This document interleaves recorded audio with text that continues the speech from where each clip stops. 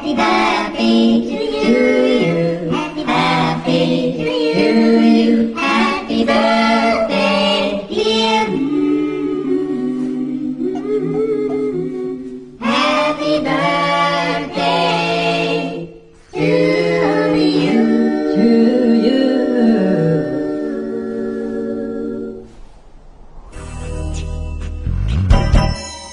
Happy birthday to you.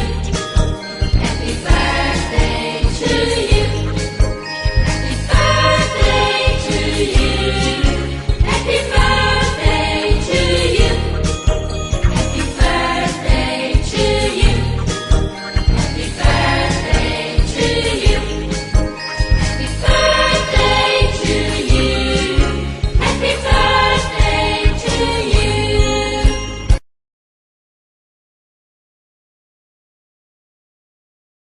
Happy birthday to you. Happy birthday to you. Happy birthday to you. Happy birthday, God bless you. Happy birthday to you. Question is, what is invisible? There's more of it than you think, actually. Everything, I would say, everything that matters, except everything and except matter. We can see matter, but we can't see what's the matter.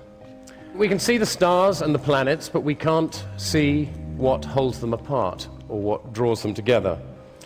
With matter, as with people, we see only the skin of things. We can't see into the engine room. We can't see what makes people tick, at least not without difficulty. And the closer we look at anything, the more it disappears. In fact, if you look really closely at stuff, if you look at the basic substructure of matter, there isn't anything there. Electrons disappear in a kind of fuzz, and there is only energy. One of the interesting things about invisibility is that things that we can't see, we also can't understand. Gravity is one thing that we can't see and which we don't understand. It's the least understood of all the four fundamental forces, and the weakest. And nobody really knows what it is or why it's there. For what it's worth, Sir Isaac Newton, the greatest scientist who ever lived, he thought Jesus came to Earth specifically to operate the levers of gravity. That's what he thought he was there for. So, bright guy. Could be wrong on that one, I don't know. Consciousness. I see all your faces. I've no idea what any of you are thinking. Isn't that amazing? Isn't it incredible that we can't read each other's minds when we can touch each other, taste each other perhaps if we get close enough, but we can't read each other's minds? I find that quite astonishing.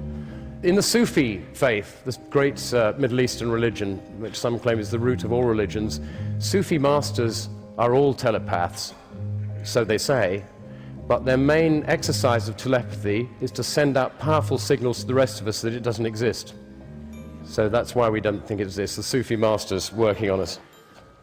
In the question of consciousness and artificial intelligence is really, like the study of consciousness, got nowhere. We have no idea how consciousness works. Not only have they not created artificial intelligence, they haven't yet created artificial stupidity.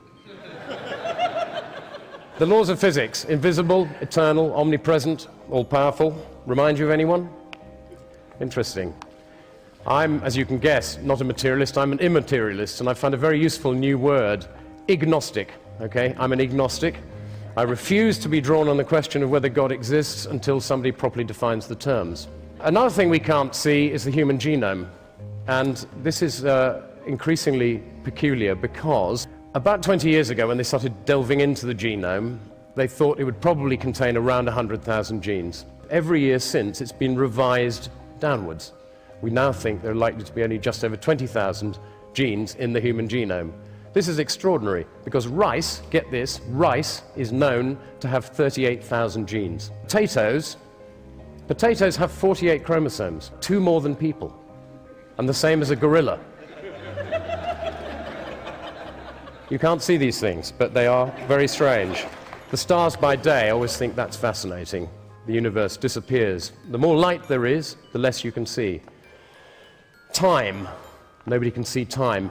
I don't know if you know this, modern physicists, there's a big movement in modern physics to decide that time doesn't really exist because it's too inconvenient for the figures. It's much easier if it's not really there. You can't see the future, obviously, and you can't see the past except in your memory. One of the interesting things about the past is you particularly can't see, my son asked me this the other day. He said, "Dad, can you remember what I was like when I was 2?" And I said, "Yes." He said, "Why can't I?" Isn't that extraordinary? You cannot remember what happened to you earlier than the age of 2 or 3, which is great news for psychoanalysts, because otherwise they'd be out of a job, because that's where all the stuff happens that makes you who you are. Another thing you can't see is the grid on which we hang. This is fascinating. You probably know, some of you, that cells are continually renewed. Skin flakes off, hairs grow, nails, that kind of stuff. But every cell in your body is replaced at some point. Taste buds every 10 days or so. Livers and internal organs will take a bit longer. A spine takes several years. But at the end of 7 years, not one cell in your body remains from what was there 7 years ago. The question is, who then are we? What are we? What is this thing that we hang on that is actually us? Atoms, can't see them, nobody ever will, smaller than the wavelength of light.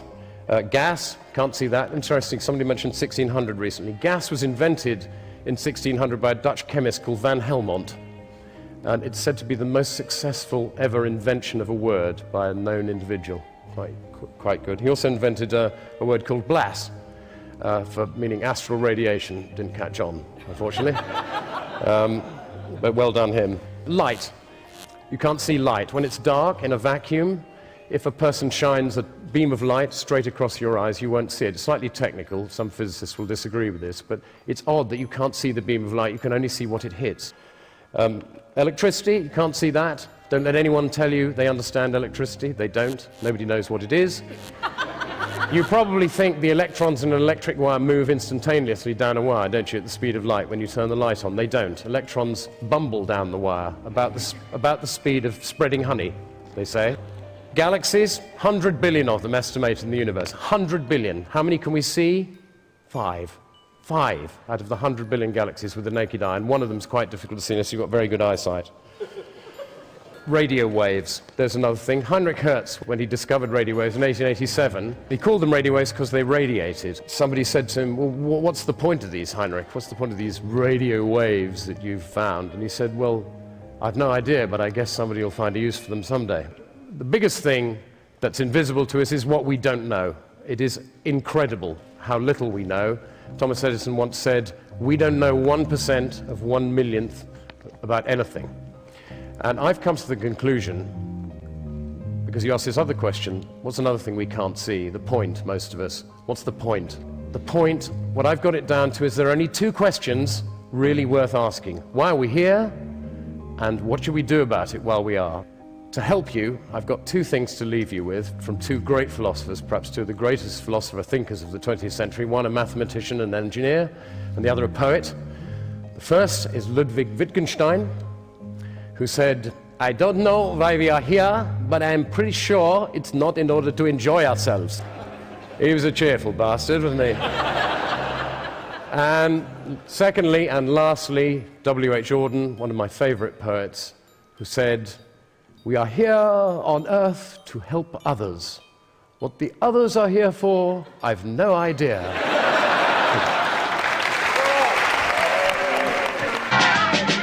पापा कहते हैं बड़ा नाम करेगा, बेटा हमारा ऐसा काम करेगा, मगर ये तो कोई न जाने